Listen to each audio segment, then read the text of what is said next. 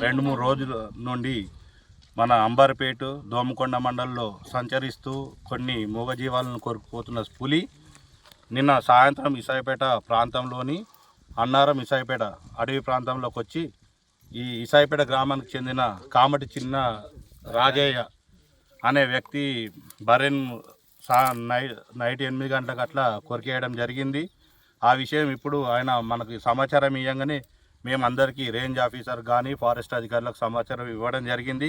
వాళ్ళు ఇప్పుడు వస్తున్నారు పంచనామా చేసి. అసలు ఇక్కడ ఒకటి చిన్న ఒడ్డెర కాలనీ అనేది ఉంది. అంటే దాంట్లో 3-4 ఇళ్ళు ఉంటాయి అంతే.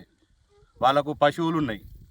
మేము అనుకున్నాం వాస్తవంగా నిన్ననే జాగ్రత్తగా ఉన్నారు కానీ అనుకోకుండా ఎంత వచ్చేసి ఒక బర్రెను కొరికేసింది. కాబట్టి ఈ అధికారులు వీళ్ళంతా భయాందోళనలో ఉన్నారు. కాబట్టి అధికారులు వచ్చేసి ఆ పులిని పట్టుకుంటారా లేకపోతే దాన్ని ఏ ప్లేస్లో దాన్ని వెళ్ళేటట్టు ప్రయత్నాలు చేసి వీళ్ళకు కొంచెం భయాందోళన లేకుండా చేయాలని అధికారులను కోరుచున్నాం.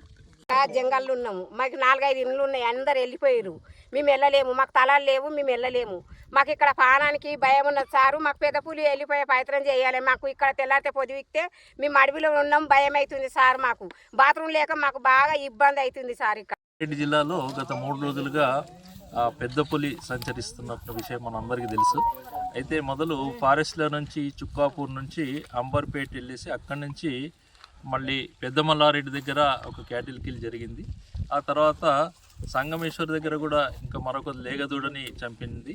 సో అక్కడి నుంచి తిరిగి అంబర్పేటలో మరొక లేగదూడని చంపేసి మళ్ళీ ఫారెస్ట్లోకి నిన్న ఉదయం వెళ్ళినట్టుగా మేము గుర్తించడం జరిగింది వాటి అడుగుజాడలను బట్టి. అయితే ఇప్పుడు ముఖ్యంగా ఏంటంటే ఫారెస్ట్లో నుంచి బయటకు వచ్చింది, మళ్ళీ ఫారెస్ట్లోకి చేరుకున్నది పెద్ద పులి. అయినప్పటికీ కూడా ఈ ఫారెస్ట్ చుట్టుపక్కల ఉన్న గ్రామ ప్రజలందరూ కూడా అప్రమత్తంగా ఉండాలి. ఈరోజే ఇక్కడ ఈసాయిపేట గ్రామం దగ్గర శివారికి వచ్చాము. అయితే ఇక్కడ ఫారెస్ట్కి ఆనుకొని ఉన్నది ఈ ఈసాయిపేట సందుకట్టు. సో ఇక్కడ ఈరోజు ఉదయము చిన్న రాజయ్య అనే అతని ఒక దున్నపోతు అంటే బుల్లక్ బఫెలో మేల్ బఫెలో చనిపోయినట్టుగా గుర్తించడం జరిగింది. దీనికి సంబంధించి క్యాటిల్ కాంపెన్సేషన్ వచ్చేసి నష్టపరిహారము ప్రభుత్వ నిబంధనల ప్రకారం ఇమీడియట్గా ఇచ్చేటందుకు మేము చర్యలు తీసుకుంటున్నాము. అదేవిధంగా ప్రజలతో అందరూ కూడా విజ్ఞప్తి చేయడం ఏంటంటే ముఖ్యంగా ఈ చుట్టుపక్కల ఉన్న గ్రామాల ప్రజలందరూ కూడా సాయంత్రము 4:30-5 గంటల తర్వాత ఒక్కరొక్కరు కానీ ఇద్దరిద్దరు కానీ పోకుండా ఫారెస్ట్ వైపు వెళ్లకుండా, అదేవిధంగా పొలాల దగ్గర కూడా పశువుల్ని కట్టకుండా వారి ఇంటి దగ్గర కట్టేసుకోవాలనేసి అందరికీ తెలియజేయడం జరుగుతుంది. ఈ సమీప గ్రామాల్లో కూడా గత 3 రోజుల నుంచి కూడా టామ్ చేయడం జరుగుతుంది. అదేవిధంగా చుట్టుపక్కల గ్రామాలు ఈ అన్నారం కానీ అక్కాపూర్ కానీ తర్వాత అదేవిధంగా ఈసన్నపూర్, అదేవిధంగా చుక్కాపూర్, ఈసాయిపేట, చుక్కాపూరు, ఈ రెడ్డిపేట, ఈ రామారెడ్డి మండలంలో ఉన్న విలేజ్లు, అదేవిధంగా మాచారెడ్డిలో ఉన్న విలేజ్ అందరు కూడా వాళ్ళతో విజ్ఞప్తి చేయడం ఏంటంటే మీ పశువులని మన పొలాల్లో కట్టకుండా ఇంటి దగ్గర కట్టేసుకోవాలి.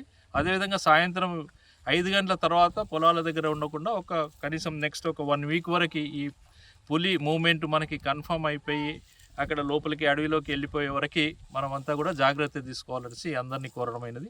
అదేవిధంగా ఈ ఏరియాల్లో ఎటువంటి అంటే వైల్డ్ లైఫ్కి ఎటువంటి అపాయము జరగకుండా ఎవరైనా వైర్లు కానీ లేకుంటే క్లచ్ వైర్స్ కానీ లేకుంటే కరెంట్ తీగలు కానీ ఎటువంటివి కూడా పెట్టొద్దు. దానికి నష్టం అనేది జరగకూడదు.